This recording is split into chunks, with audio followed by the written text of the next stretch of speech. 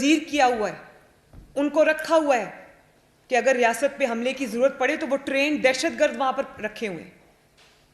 और कल इनकी कोई टाउट है जो जर्नलिस्ट है वो ट्वीट डिलीट कर गई, लेकिन उसने कहा कि ले आओ हेलीकॉप्टर, हमारे पास हेलीकॉप्टर के साथ निपटने का भी पूरा प्लान है। तो हेलीकॉप्टर से निपटने के लिए आपके पास क्या होता है? वो कहाँ से आए ये सब इनके पास? और आज वो इब्रारुल हक साहब का मैं स्टेटमेंट देख रही थी, वो कहते हैं कि हमारे लोग खुद कुछ हमलावर बन गए। हैरत है। दहशतगर्द तंजीमों को देखा हुआ था कि वो लोगों को ट्रेन किया करती थी कि हथियार ऐसे चलाते हैं, पेट्रोल बॉम्ब ऐसे फेंकते हैं, खुद कुछ हमलावर जैकेट्स पहनाती थी, उनकी ब्रेन वॉशिंग करते थे, उनको लॉन्च करते थे। भाई अपने बच्चे तुम्हारे लंदन में महफूज मकामात पे बैठे हैं, गुलछर्रे उड़ा रहे हैं। अभी वो वीडियो देखी, तीनों बच्चे इसके कोई जगह जा रहे हैं और ऐशो इशरत की ज़िंदगी गुजार रहे हैं, और पाकिस्तानी बच्चों को तुम पेट्रोल बॉम्ब्स हाथ में देकर उनको कहते हो कि रियासत के ऊपर हमला करो, पुलिस के जवानों पे हमला करो, पुलिस के अफसरान पे हमला करो। शर्म नहीं आती तुम्हें ये हरकत करते हुए? और फिर आपने वो ऑडियो सुनी जिसमें यास्मीन राशिद साहिबा ये कह रही हैं कि मैं टिकट नहीं दूंगी। आजकल हम टिकट्स के लिए इंटरव्यूज़ करें, सियासी जमातें जब टिकट्स के लिए इंटरव्यूज़ करती हैं तो क्या पूछती हैं? सियासी जमातें जब टिकट्स के लिए इंटरव्यूज़ करती हैं अपने कैंडिडेट्स के, तो उनको ये कहती हैं कि बताओ आपने कितनी खिदमत की, बताओ आप कितना अवेलेबल हुए अपने हलके के लोगों के लिए, आपने वहाँ पानी के लिए, साफ़ पानी के लिए क्या काम किया, सड़कें कितनी बनवाई, कितनी खिदमत की, कितना आप अपने फ़र्ज़ और ज़िम्मेदारियाँ निभाते रहे, तो आपको टिकट मिलेगा। यहाँ क्या पूछा जा रहा है? यहाँ ये कह रहे हैं कि जत्थे जो लाएगा और रियासत से लड़ाई करेगा उसको टिकट मिलेगी, जो जितने पेट्रोल बॉम्ब्स चलाएगा उसको टिकट मिलेगी, जो जितनी डंडाबरदार फोर्स लेकर आएगा उसको टिकट मिलेगी, जो जितना बड़ा दहशतगर्द होगा उसको टिकट मिलेगी। मैंने तो पाकिस्तान की तारीख में कम से कम ये नहीं देखा। सुन लिया आपने, वो कह रहे हैं कि हमें ऐसे नौजवान मिले जो खुद कुछ हमले के लिए तैयार है। तो अब इसमें किसी को कोई शक व शुबे की गुंजाइश रह गई है कि ये एक सियासी जमात नहीं बल्कि एक अस्करी जमात है जो एक नेफेरियस एजेंडा लेकर, पाकिस्तान की तबाही का एजेंडा लेकर, पाकिस्तान के अंदर खाना जंगी का एजेंडा लेकर फ़ॉरेन कुव्वतों के ईमा पर ये लॉन्च हुए हैं कि नहीं चलने देना मुल्क को, कुछ भी हो जाए नहीं चलने देना। अब ज़मान पाक के इर्द गिर्द जो हो रहा है, क्या वहाँ के रिहायशियों को तकलीफ़ नहीं हो रही? पुलिस वहाँ पर सड़कें जब ब्लॉक होती हैं, जब इस किस्म के लोग होते हैं, जब इस किस्म की वहाँ पर एक्टिविटीज़ होती हैं, तो कितना आवाम को वहाँ पर तंगी का सामना करना पड़ता है, लोग कितने डिस्टर्बेंस होती है वहाँ पर, लोग बच्चे स्कूल नहीं जा सकते, और रियासत जो है वो बेबस होकर तमाशा देख रही। एक शख्स ने पूरे कानून को, आइन को, पूरे उसको अपने पाँव की जूती के नीचे रखा हुआ है, और उसको आप ये देख लें आज भी उसको जो वारंट्स है वो सस्पेंड हो गए। भाई ज़रूर करे सस्पेंड, आपने करने हैं तो, लेकिन मैं क्या पूछती हूँ, क्या यही सहूलत पाकिस्तान की बाकी सियासी जमातों को हासिल है? यही सहूलत नवाज शरीफ को हासिल है? मैं ये सवाल पूछती हूँ कि ये तफरीक क्यों है?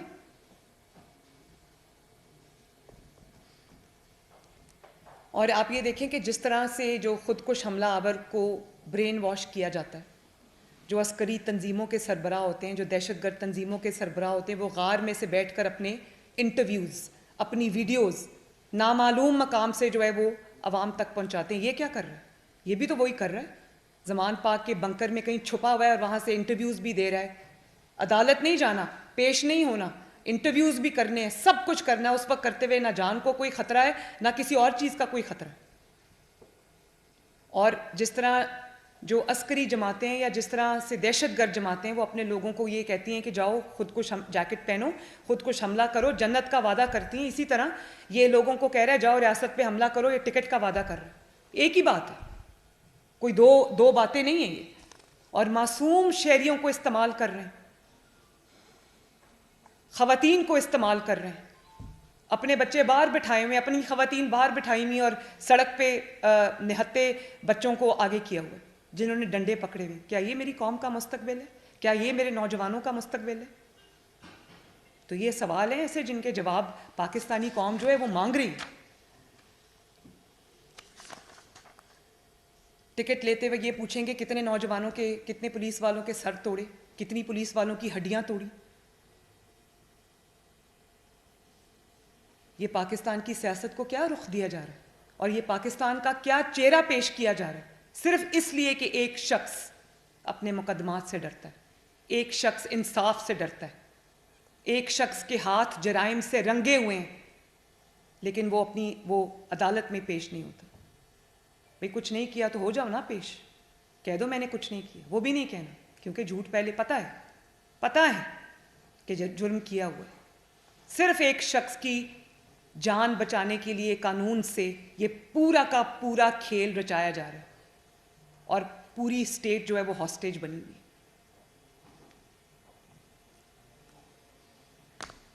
तो मैं आज ये जो सवालात कौम के सामने रखे हैं, ये हर जी शऊर पाकिस्तानी के सवालात हैं जिनका जवाब जो है वो कौम मांग रही है। शुक्रिया जी। मैं सबको देंगे जी। इब्राहिम लकी साहब।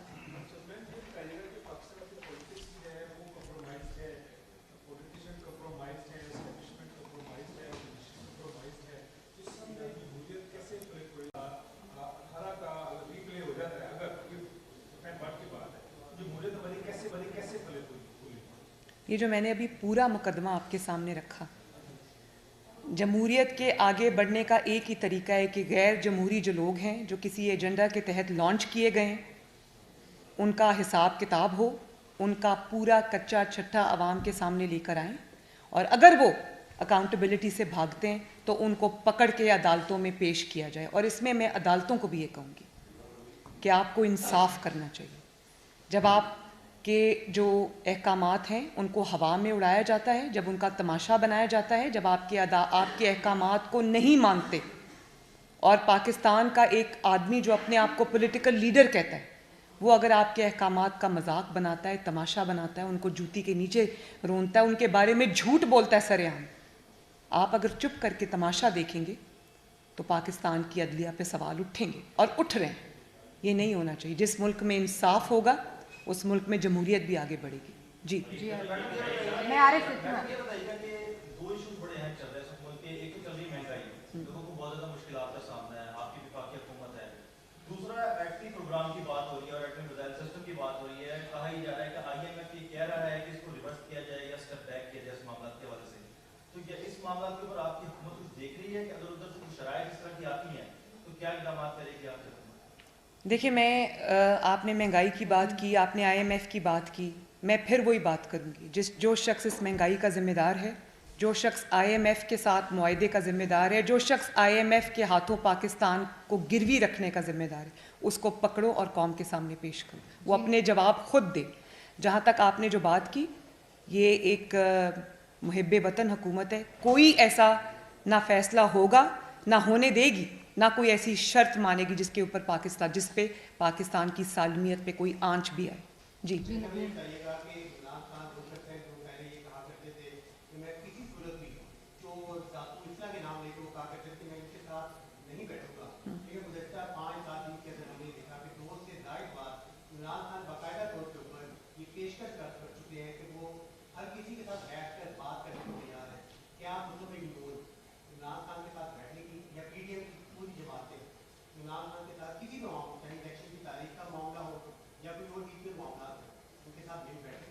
बड़ा अच्छा सवाल आपने किया। और बात यह कि जिस तरह से एक हुकूमत, एक स्टेट, पाकिस्तान के इदारे एक कलदम तंजीम के साथ डील करते हैं, एक दहशतगर्द जमात के साथ डील करते हैं, बिल्कुल उसी तरह इमरान खान के साथ डील करना चाहिए। उसको एक सियासी जमात समझना और सियासी जमात समझकर डील करना अब इस मुल्क को ख़त्म करना पड़ेगा।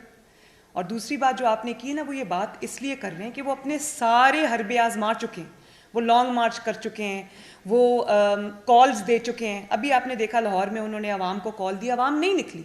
वो ये सब करके देख चुके। जेल भरो तहरीक पाकिस्तान की बल्कि दुनिया की सबसे नाकाम जेल भरो तहरीक थी, दुनिया का सबसे नाकाम लॉन्ग मार्च था, दुनिया की सबसे नाकाम जो है उनकी रैलीज थी। तो अब वो क्या करें? उसके बाद वो हमला आवर भी हो गए, लेकिन कब तक वो ये दहशतगर्दी जारी रख सकते हैं ज़मान पाक से? मैंने आज भी बताया कि स्टेट उसको पकड़ना चाहे तो 5 मिनट से ज़्यादा का काम नहीं है। स्टेट की कमज़ोरी या मजबूरी जो है वो नहत्ते अवाम है, उनका खून नहीं चाहता कोई भी, और ये हमारी जिम्मेदारी है कि ऐसा तरीके से वो काम हो किसी को भी नुकसान ना पहुंचे। तो अब सब कुछ क्योंकि फेल हो चुका है तो आज मैं हुकूमत के साथ बैठने को तैयार हूँ। ये हुकूमत को चाहिए कि बिल्कुल उस तरह उसके साथ डील करे जिस तरह दहशतगर्दों के साथ डील करती है। जी अहमद,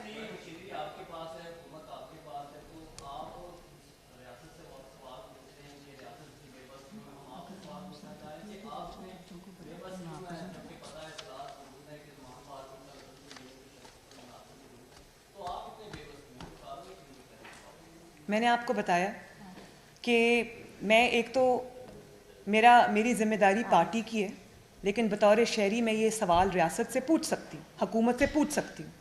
मैं हुकूमत का हिस्सा नहीं हूँ, मैं ये सवाल पूछ सकती हूँ। हाउएवर मुझे इस बात का इल्म है कि हुकूमत की जो कमज़ोरी है वो कमज़ोरी नहीं है, वो उसकी कंसर्न है जो उसके आवाम के लिए कि वहाँ पर किसी की भी जान ना जाए, कोई वहाँ पर कैजुअल्टी ना हो, कोई ऐसी सिचुएशन ना हो जहाँ पर किसी को कोई नुकसान पहुँचने का अंदेशा हो। वरना 5 मिनट से ज़्यादा का काम नहीं है, मैं समझती हूँ इस बात को। जी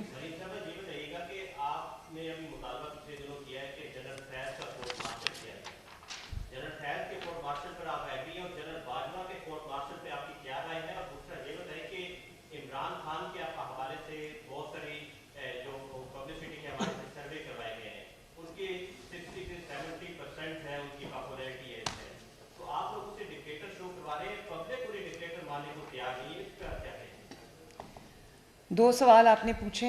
जहाँ तक जनरल बाजवा और जनरल फैज़ का सवाल है, मैं इसका जवाब बहुत तफसील से ये दे चुकी हूँ कि उन्होंने जो भी किया है वो पूरी कौम के सामने, अब वो ख़ुद भी उसका एतराफ़ कर चुके हैं, ख़ुद भी एतराफ़ कर चुके हैं और एक दूसरे पे इल्ज़ाम लगा रहे हैं। तो मैं ये अपने इंटरव्यू में कह चुकी हूँ कि जो इदारा है वो उसकी बदनामी का बायस बने हैं, तो इदारे को चाहिए कि वो ख़ुद ऐसे अनासिर और ऐसे लोग जो इदारे की ऊपर बदनामी का बायस बनते हैं, उनके लिए स्टिग्मा होते हैं, उनको सॉर्ट आउट करने की ज़िम्मेदारी भी इदारे की है और ये उनको करना चाहिए।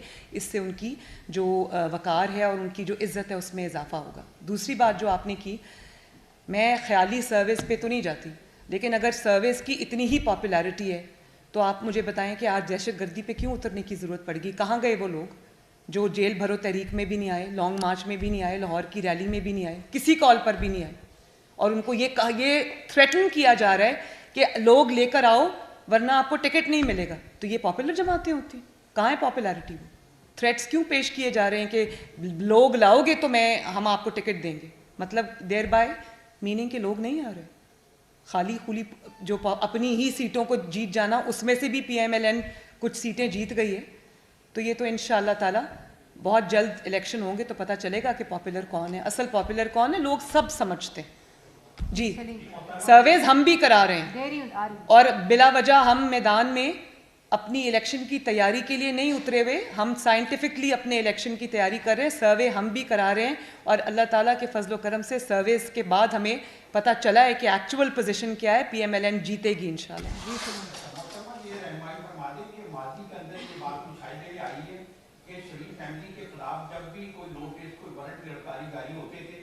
वो जाती उम्र की सिक्योरिटी भी वसूल नहीं करती थी, वो वहाँ पे चश्मा कर दिए जाते थे। और आज ये क्या जरूरत पड़ गई कि पूरी पंजाब पुलिस जो है और रेंजर भी एक साबिक वज़ीर आज़म के घर के ऊपर पहुँच गई, एक वारंट गिरफ्तारी हुई। आप इतने समझदार शख्स हैं, ये क्या सवाल किया आपने?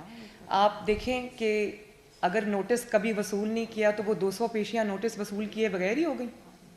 वो जो कैद काटी है नवाज शरीफ साहब ने, मरियम नवाज़ ने, शहबाज शरीफ ने, हमज़ा शहबाज शरीफ ने, आप शरीफ फैमिली की पर्टिकुलरली आपने बात की इसलिए मैं शरीफ फैमिली का जवाब दे रही हूँ, वो नोटिस किए बगैर ही हो गई। और ये जो आप कह रहे हैं कि रेंजर्स आ गए, पुलिस आ गई, ये इसलिए आ गए कि वहाँ पर एक शख्स को घसीट के कहा जा रहा है अदालत चलो, वो अदालत नहीं जा रहा, जबकि जिन शरीफ फैमिली का मैंने नाम लिया वो चारों अदालतों में हर पेशी पर पेश हुए, किसी एक पेशी पे नहीं कहा कि हम बीमार हैं, मेरी बीवी बीमार है, मैं 72 ईयर्स का हूँ, मैं बुज़ुर्ग हो गया हूँ, मेरी टांग टूटी हुई है, किसी ने ये बात नहीं की। नवाज शरीफ साहब एक हार्ट पेशेंट होते हुए एक्चुअल सिचुएशन के साथ वो पेश होते रहे। शहबाज शरीफ साहब कैंसर के मरीज़ हैं, कमर दर्द की तकलीफ़ है, पेश होते रहे। और फिर सिर्फ पेश नहीं हुए, गिरफ्तारी भी दी, जेलें काटी इंतकाम की। तो ये तो दोनों का कंपैरिजन ही नहीं बनता भाई जी। आपने जब मियां नवाज शरीफ साहब की हुकूमत का खात्मा किया गया, बड़ा अग्रेसिव जानदार पॉलिटिकल बयानिया आपने क्रिएट किया, वोट को इज्जत दो के हवाले से कैंपेन चलाई आपने, वज़ीराई बहुत मिली पब्लिक में आपके इस बयानिए को। उसके बाद उन्हीं लोगों के खिलाफ जिनके खिलाफ आपने ये बयानिया तरतीब दिया था, उन्हीं के खिलाफ क्यों कर दी बयानबाजी इमरान खान साहब ने, मेरी मुराद जनरल बाजवा और जनरल फैज से है, और आप पीछे हट गए उससे। अब आपकी सारी गुफ्तगू से लगता है कि आपका जो नेक्स्ट बयानिया है वो सिर्फ इमरान खान को काउंटर करने के लिए है, उसको एक्सपोज करने के लिए है, और सारा का सारा उसी के खिलाफ है। क्या ये दुरुस्त है? कल कला इमरान खान को सजा हो गई, वो अंजाम को पहुंच गए, तो फिर आपका बयानिया क्या होगा? देखिए, बयानिया किसको कहते हैं? मैंने ये बात बारहा कही है, मैं दोबारा दोहरा देती हूँ। बयानिया उसको नहीं कहते कि जब कोई इक़्तिदार में हो, जब कोई अपनी पूरी कुव्वत में हो, ताकत में हो, तो आप उसको उसके पाँव को पकड़ें, और जब वो चला जाए अपने टेन्योर पूरा करके तो तब आप उसका गिरेबान पकड़ें। नवाज शरीफ साहब ने जब जनरल बाजवा का और जनरल फैज़ का नाम लिया था, उस वक्त वो एक सिटिंग आर्मी चीफ था और दूसरा सिटिंग DGI था, और वो जो PDM का पहला जलसा था गुजरांवाला का, उन्होंने तब उसका नाम लिया। आज भी I am not mincing my words, मैं उनका भी नाम ले रही हूँ, उनकी बाकियात का भी नाम ले रही हूँ, उनकी तस्वीर भी दिखा रही हूँ लोगों को, जो हकायक हैं वो बता रही हूँ लोगों को। तो हमारा बयानिया कोई साइफर का बयानिया नहीं है, और या ये बयानिया नहीं है कि जब आपका चीफ हो और आप इक़्तिदार में हो तो आप कहें कि जनरल बाजवा जैसा कोई चीफ नहीं था, ऐसा सिपा सलार तो पाकिस्तान की 75 साला तारीख में नहीं आया, ये तो ऐसे हैं, इन्होंने मेरे लिए इतनी मदद की, मेरे लिए पैसे ले लेकर आए बाकी मुल्कों से। और जब जनरल बाजवा चले गए और आपका इक़्तिदार चला गया तो आप उनको कहते हैं कि इनका कोर्ट मार्शल होना चाहिए।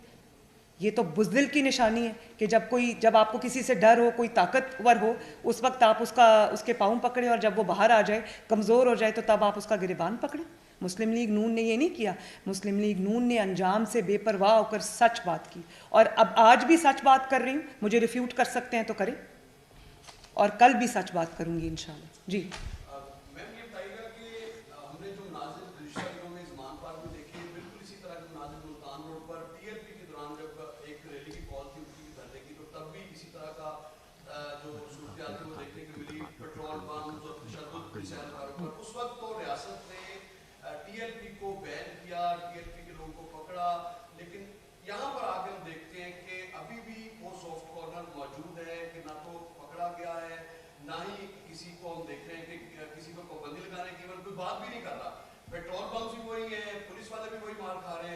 रियासत यहाँ पर बैकफुट पर नजर आई है, इसकी क्या वजह है? और दूसरा मेरा क्वेश्चन आपसे ये है कि महंगाई बहुत बड़ा मसला है, क्या मुस्लिम लीग नून की क़यादत को इस वक्त जो गवर्नमेंट में भी है उनको मशवरा देते हैं कि इसके लिए कोई इस तरह का मैकेनिज्म बनाए, कम अज कम महंगाई को भी कम किया जा सके? देखिए, जो पहली आपने बात की उसमें जो भी आप कहते हैं कि रियासत बैकफुट पे नज़र आती है, रियासत बैकफुट पे सिर्फ इसलिए होती है कि रियासत खून खराबा नहीं चाहती।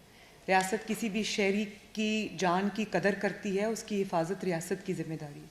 अगर इमरान को एहसास नहीं है, अगर वो माओं के बेटों को इस्तेमाल कर रहा है, उनकी शहादतों को इस्तेमाल कर रहा है, उनके बच्चों को इस्तेमाल कर रहा है और ख़वातीन को इस्तेमाल कर रहा है, जत्थे लाकर हमला आवर है, तो रियासत को तो सबका ख्याल करना है ना।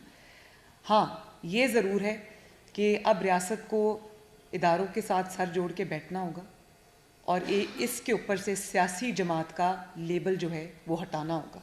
इसको एक कलअदम जमात के तौर पे डील किया जाना चाहिए, इसको एक अस्करी सियासी जमात के तौर पे डील किया जाना चाहिए, और इसको एक दहशतगर्द जमात के तौर पे डील किया जाना चाहिए। और अगर ये नहीं होता तो मुझे ये बहुत बड़ा सवाल जो है वो इस हकूमत पे खड़ा होगा। दूसरी बात आपने क्या की, महंगाई की।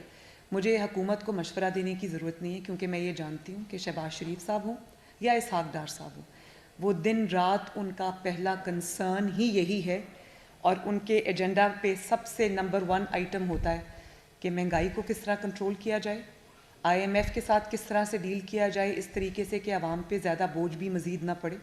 और देखिए, हम लोग पॉलिटिकल पार्टी है, हमारा अपना पॉलिटिकल कैपिटल है, हमें एहसास है इस चीज़ का। उस आवाम के जो ऊपर जो मुश्किलात आई हुई उसके साथ साथ हमें अब इलेक्शन में भी जाना है, तो हमें एहसास है इस चीज़ का। मुझे इल्म है इस चीज़ का कि शहबाज शरीफ साहब 6 बजे उठकर जो है वो अपना काम शुरू करते हैं, रात को 12 बजे तक वो काम करते हैं, और ये उनके पहले एजेंडा के ऊपर पहले नंबर पे है चीज़। जी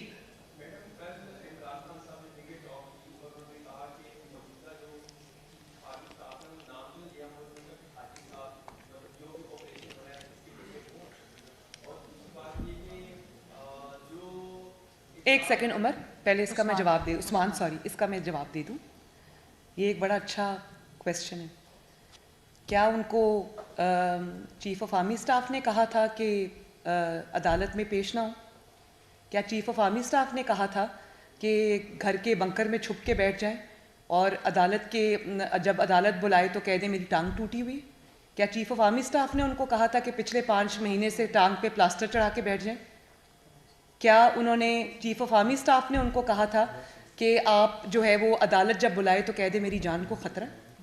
भाई, ये बात कोई पॉलिटिकल विक्टिमाइजेशन नहीं है, 1 पॉइंट एजेंडा है। अदालत बुला रही है, पेश हो जाओ, तुम्हें कोई गिरफ्तार नहीं करेगा।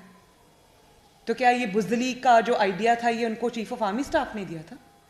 बात ये है कि जब आपके पास अपना जवाब नहीं है, जब आपके अपने जराइम से हाथ रंगे हुए हैं, जब आपका कसूर अपना है, तो उसके लिए आप जितने मर्जी स्केपगोट्स ढूंढ लें, उसका कोई फ़र्क नहीं पड़ता। जी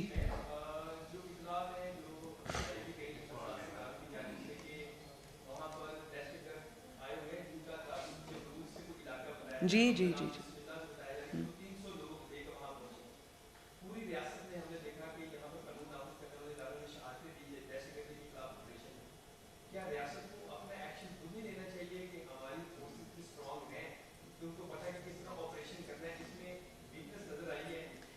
उस्मान, ये बात ठीक है, ये बिल्कुल ठीक है कि वहाँ दहशतगर्द छुपे हुए हैं।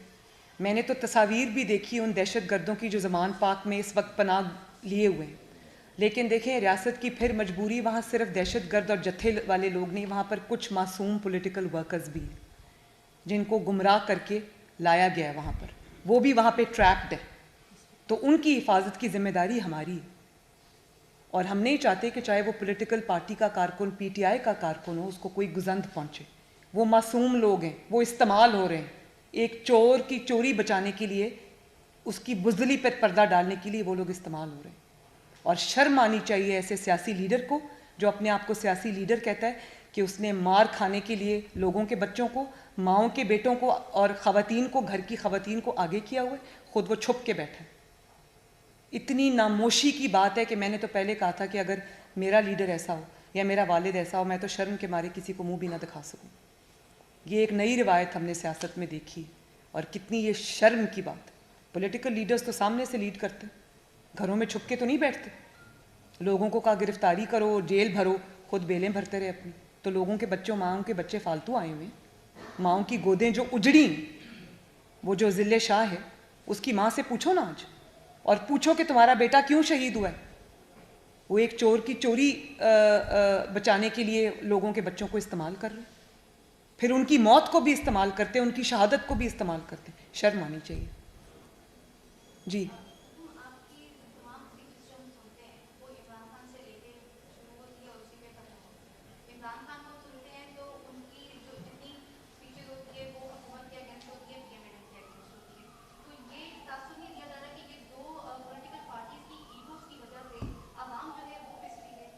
बेटा, मेरी कोई ईगो नहीं, और मैं आपको ये बहुत बार ये कह चुकी हूँ कि अगर मेरे बस में होता तो मैं कभी इमरान का नाम भी ना लेती। ये इतना, मैं क्या कहूँ कि ये इतना इस किस्म का इंसान है कि मुझे इसके ख़िलाफ़ बात करते वक्त अपने लेवल से नीचे आना पड़ता है। लेकिन जब पाकिस्तान की जो हर बीमारी है उसकी जड़ इमरान खान है। पाकिस्तान कोई आज एक्सटर्नल थ्रेट नहीं है, पाकिस्तान को इंटरनल थ्रेट है, पाकिस्तान को इंस्टेबिलिटी का थ्रेट है।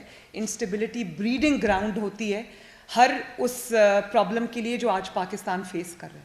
तो उस प्रॉब्लम के सारे ताने बाने जब इमरान से मिलते हों, मईशत की तबाही का वो ज़िम्मेदार है, IMF की डील का वो ज़िम्मेदार है, लाकानूनियत का वो ज़िम्मेदार है, तोशा खाना चोरी का वो ज़िम्मेदार है, फ़ॉरेन फंडिंग पाकिस्तान में लाकर गैर कानूनी तौर पे उसको पाकिस्तान की डिस्टेबलाइजेशन के लिए खर्च करने का वो ज़िम्मेदार है। आज जो ये सिचुएशन है, जो एक एनार्की है, सिविल अनरेस्ट है, उसका ज़िम्मेदार कौन है? ज़िम्मेदार एक ही है, उसी का नाम लेना पड़ता है। लेकिन आई एग्री विद यू, मुझे तकलीफ़ होती है जब मुझे उसका नाम लेना पड़ता है। ये ईगोज़ की जंग नहीं है, ये सच और झूठ की जंग है। मेरा फ़र्ज़ है बतौर पाकिस्तानी, बतौर एक जमात की रुकन के, कि मैं जो सच है वो कौम को बताऊं। जी जी मरीम नवाज साहिबा, ये फरमाइएगा कि PTI के जिन लोगों ने पंजाब असेंबली में फ्लोर क्रॉसिंग की और मुस्लिम लीग नून को सपोर्ट किया, मुस्लिम लीग नून अब आम इंतखाबात में उनको टिकट्स देगी, क्योंकि माजी में ज़िमनी इंतखाबात में मुस्लिम लीग नून की तजर्बा कर चुकी है कि उन्हीं लोगों को टिकट्स दे के वो हार चुके हैं। क्या दोबारा ये तहरीक दोबारा दोहराया जाएगा? दूसरा ये फरमाइएगा कि इतलात हैं कि नवाज शरीफ साहब पाकिस्तान नहीं आ रहे, अगर पाकिस्तान नवाज शरीफ साहब नहीं आते तो मुस्लिम लीग नून उनके बगैर इलेक्शन में जाएगी और अपना मतलूबा रिजल्ट हासिल कर सकेगी। आपकी जो दूसरे सवाल का जवाब मैं पहले दे दूं, आपकी इतला दुरुस्त नहीं है। नवाज शरीफ साहब बहुत जल्द पाकिस्तान आएंगे और अपनी इलेक्शन कैंपेन को वो इंशाअल्लाह ताला लीड करेंगे। जो पहला सवाल आपने किया वो ये है कि देखें, बात ये है कि काइंडली क्रॉस टॉक ना करें। बात ये है कि मुस्लिम लीग नून और मैं, क्योंकि मैं अब जो कैंडिडेट्स हैं उनकी शॉर्ट लिस्टिंग भी कर रही हूँ, मैं पूरे पंजाब का दौरा करके आई हूँ, सब डिविजन्स का दौरा करके आई हूँ, सवाई DG खान डिवीज़न के। तो मैंने बहुत मेहनत की है इसके ऊपर। मेजॉरिटी बल्कि 95% हमारे कैंडिडेट सिर्फ वो हैं जो मुस्लिम लीग नून में कई दहाइयों से मौजूद हैं या ख़ानदानी तौर पे मुस्लिम लीग नून हैं, जिन्होंने अपना खून पसीना मुस्लिम लीग नून को दिया है। मेरी तरजीह तो वो है। लेकिन जो सीट पे हर सीट वाइज जो जब फैसले होंगे तो उसमें सिर्फ और सिर्फ मेरिट को सामने रखा जाएगा। Thank you. एक मिनट जी, एक मिनट, आप सवाल करें। माइक जी। मैडम ये बताइएगा कि आपने कहा कि इमरान खान ने, यानी उन्होंने एक शख्स से जो है वो कानून को पाँव के नीचे रखा हुआ है और रियासत तमाशा देखती है, यानी कि आप इसमें जो रियासत से शिकवा कर रही हैं कि रियासत से मुराद क्या है? एस्टैब्लिशमेंट है। अगर एस्टैब्लिशमेंट है तो क्या आप इस शिकवे के तहत उनको इन्वॉल्वमेंट की दावत नहीं दे रही? और दूसरा ये कि अगर इस लॉजिक को मान लिया जाए कि आपने सारी रियासत को कैसे सिर्फ इस्टेब्लिशमेंट का कह दिया? जब मैं रियासत की बात करती हूँ तो मैं हुकूमतों की बात करती हूँ, साथ मैं अदलिया की भी बात करती हूँ, मैं सब की बात करती हूँ जो स्टेक होल्डर्स है, डिसीजन मेकर्स हैं। उसमें हमारी गवर्नमेंट जो है वो सबसे बड़ी स्टेक होल्डर है। तो रियासत सब का नाम है जी। पहले ये खत्म करें ना, खत्म कर लें। एक मिनट। अच्छा, आपका उनका सवाल रह गया, सॉरी। एक मिनट जी, एक मिनट जी। दूसरा मेरा ये है कि अगर इस लॉजिक को तस्लीम कर लिया जाए कि जी PTI अपनी ही हारी हुई, अपनी ही जीती हुई सीटों पर जीती है ज़िमनी इंतखाबात में, अगर इस दलील को मान लिया जाए तो वो 2018 में 100 से ज़ायद सीटों पर जीती थी, तो आइंदा इलेक्शन में अगर अपनी ही सीटों पर वो दोबारा जीत जाती है तो अक्सरियत में फिर PTI आ जाती है, तो इस दलील को हम इसी तरह मान लें। बात यह है कि 2018 में उनको जिताया गया था, वो जीते नहीं थे। और बहुत सारी सीट्स ऐसी हैं जहां पर जोड़ तोड़ हुई, पूरी आपके सामने, पूरी दुनिया के सामने। मुस्लिम लीग नून के, आपको याद है वो जो कह रहे थे महकमा ज़राअत और थप्पड़ का निशान भी दिखा रहे थे, वो हमारे कैंडिडेट थे। उनको कहा गया कि टिकट वापस कर दो, उन्होंने कहा कि नहीं। उनको कहा इंडिपेंडेंट खड़े हो जाओ, उन्होंने कहा नहीं। उनको उनके इनकार पे उनको मारा गया और वो बेचारे डर गए। तो उन्होंने नाम लेने की बजाय, जनरल फैज़ का नाम लेने की बजाय उन्होंने कहा महकमा ज़राअत से लोग आए थे, उन्होंने मुझे ये कहा। तो तब से उनका नाम जनरल फैज़ का दूसरा नाम महकमा ज़राअत भी पड़ गया था। और फिर आप ये देखें कि उस वक्त जो जमात को लीड कर रहे थे नवाज शरीफ साहब, उनको इलेक्शन से चंद दिन पहले जेल में फेंक दिया गया। उनकी पूरी जमात के, और जो ये जो चीफ़ जस्टिस साहब हैं साकिब निसार साहब, जिनको आज बहुत तकलीफ़ होती है, उन्होंने PTI के लोगों की, शेख रशीद साहब की कैंपेन चलाई, हनीफ अब्बासी साहब को आखिरी दिन उठाकर मैदान से बाहर किया। सब विनिंग कैंडिडेट्स थे, जिसको जेल हुई, जो नाअहल हुआ, जिससे पार्टी टिकट ली गई, वो सब PMLN के विनिंग कैंडिडेट्स थे। एक एक विनिंग कैंडिडेट को उठा के सॉर्ट आउट किया गया। तो आज वो माशाल्लाह वापस आ गए हैं। ये देखें तलाल चौधरी आपके सामने बैठे, इनको डिस्क्वालीफाई किया विनिंग कैंडिडेट।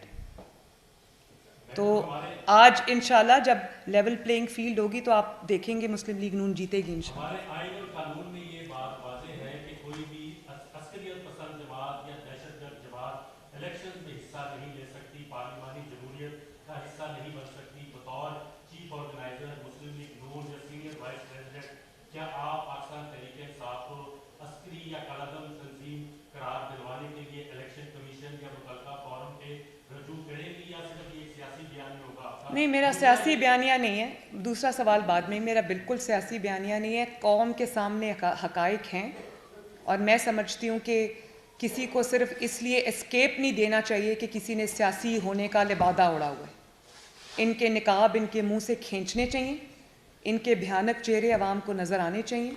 और ठीक है, अगर आपने अस्करियत पसंद बन के आना है, आपने दहशतगर्द जमात बन के आना है, तो फिर आपको दहशतगर्द जमात बन के आना होगा। फिर आपको पॉलिटिकल पार्टीज़ का गाब अवेलेबल नहीं होगा, उसका फसाड अवेलेबल नहीं होगा, ना होना चाहिए। मेरी सिर्फ इतनी सी बात है। और फिर जो ट्रीटमेंट आप देते हैं सियासी जमातों को, वो फिर आपको दहशतगर्दों को वो नहीं देना चाहिए, फिर आपको तफरीक करना पड़ेगी।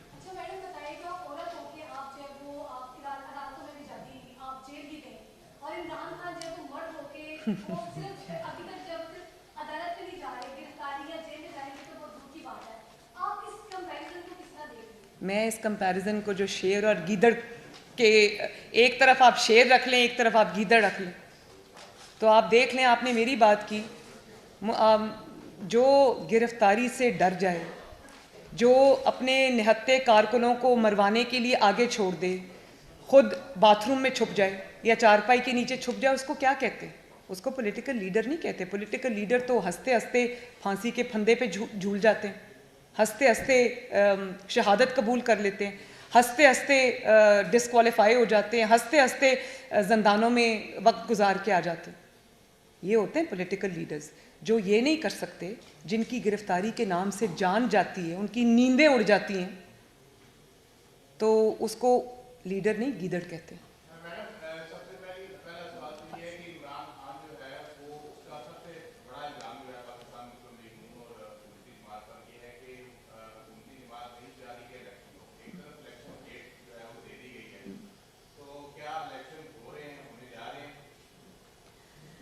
देखें, मैंने आपको ये पहले भी बहुत बार अपनी तकरीर में ये बता दिया है कि मैं मुस्लिम लीग नून अगर इलेक्शन नहीं चाहती तो मुस्लिम लीग नून किस चीज़ की दरख्वास्तें मांग रही है, मुस्लिम लीग नून अपने डिविजन्स के दौरे क्यों कंप्लीट कर चुकी है, मुस्लिम लीग नून अपने कैंडिडेट्स की लिस्ट क्यों कंपाइल कर रही है।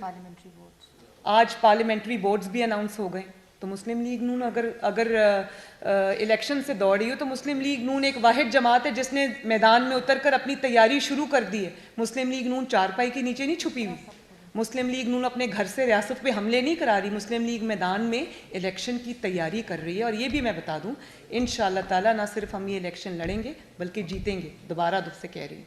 सेकंड लास्ट क्वेश्चन, बस आखिरी जी।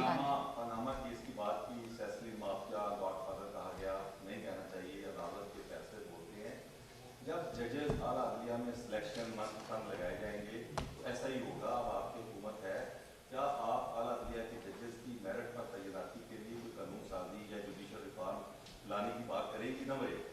नंबर एक मिनट पहले इसका जवाब सुने। बिल्कुल करूँगी। ये जो बेंच फिक्सिंग है ये बंद होनी चाहिए, और ये किसी फ़र्द वाहिद के फ़ैसले नहीं होने चाहिए कि एक शख्स जो अपना फ़ैसला बारहा एक पटिशनर के ख़िलाफ़ दे चुका है, बार बार, एक दफ़ा अपना माइंड दे चुका है, एक दफ़ा अपना ज़ाती अनाद बता चुका है, आप हर बेंच में जब उन्हीं जजेस को शामिल करेंगे तो उसको और क्या कहते हैं? देखो ठीक है। दूसरा मेरा सवाल ये है कि पाकिस्तान पहला एटमी इस्लामी मुल्क है और आज वो भीख मांग रहा है, और आज जो हालात मुल्क के हैं वो आपके सामने है। आप 75 सालों में आज ये मुल्क में जो इस हालत पे पहुंचा हुआ है, आप इसका जिम्मेदार किसको ठहराते हैं? बड़ा तकलीफ़ दे सवाल आपने किया।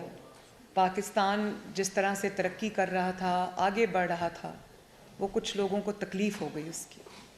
2017 तक, आप 2013 से 2017 का पाकिस्तान देख लें, किस तरह दुनिया से इन्वेस्टमेंट आ रही थी। पहली दफ़ा पाकिस्तान में CPEC जैसा मंसूबा जिसमें इन्वेस्टमेंट के ढेर लग गए पाकिस्तान में, 2% ग्रोथ से 6% प्रोजेक्टेड 7% ग्रोथ पे पाकिस्तान पहुंच गया। IMF का पहली बार जो मुआहदा था उसको ना सिर्फ पूरा किया बल्कि उस मुआहदे के रहते हुए 4 साल ना डॉलर को बढ़ने दिया, ना चीनी की कीमत बढ़ने दी, ना आटे की कीमत बढ़ने दी, ना बिजली की कीमत बढ़ने दी, ना तेल की कीमत बढ़ने दी, ना सब्जियों की कीमत बढ़ने दी, ना गोश्त की कीमत बढ़ने दी। 4 साल स्टैटिक रही कीमतें। तो किसको तकलीफ हुई और क्यों हुई? और वो एक्सपेरिमेंट से पाकिस्तान को क्या मिला? वो इमरान को लाने के लिए नहीं किया गया था, वो इसलिए किया गया था कि वो जिन मकासद के लिए इमरान को लाना चाहते थे वो मकासद नवाज शरीफ पूरे करने वाला नहीं था। वो जानते थे कि नवाज शरीफ एक्सटेंशन नहीं देगा, नवाज शरीफ ये साजिशों में शामिल नहीं होगा, नवाज शरीफ मुल्क की बात करेगा, पाकिस्तान की बात करेगा, आवाम की बात करेगा। इसलिए इनको वो बंदा चाहिए था जो चुपचाप करके अहकामात को मानता रहे। चाहे वो अब 4 साल के बाद आप खुद ही देखें, उन्होंने सबसे ज़्यादा उन्होंने इसको गंद का टोकरा समझ के सर से उतार के फेंक दिया और तोबा तोबा करते हुए भाग गए। लेकिन क्या पाकिस्तान का ये जो नुकसान हुआ है पिछले 4 साल में, ये कभी पूरा हो सकेगा? ज़िम्मेदारों को जवाब देना होगा। आज जिन्होंने उसको सदाकत और अमानत का सर्टिफिकेट दिया उन्होंने भी वापस ले लिया। वो इतने शर्मिंदा हो गए कि उन्होंने भी वापस ले लिया। इतनी धज्जियाँ उस शख्स ने उस सर्टिफिकेट की उड़ाई और देने वाले की भी उड़ी। जी लास्ट क्वेश्चन आ रहे फैसले में, लास्ट लास्ट 30 अप्रैल को पंजाब और 28 मई को केपी का इलेक्शन है।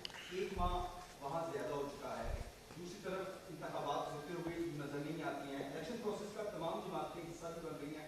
आपका भी पार्लियामानी बोर्ड बन चुका है। इस सूरत हाल के अंदर जब सिक्योरिटी फराहम करने के हवाले से कह रहे कि सिक्योरिटी फराहम नहीं की जा सकती, वसाइल इतने नहीं है इलेक्शन होने के लिए, तो क्या आप तारीख पर इलेक्शन नजर आते हैं? और दूसरा सवाल ये है, पहले इस सवाल का जवाब सुन लें। बात यह है कि वसाइल अगर हों भी पाकिस्तान की हुकूमत के पास, तो पाकिस्तान की हुकूमत के वसाइल इसलिए नहीं है कि एक शख्स हर सीट से खड़ा हो जाए। पाकिस्तान की हुकूमत के एक एक सीट के ऊपर पैसा खर्च होता है, टैक्स पेयर का पैसा है, बच्चों का खेल नहीं है।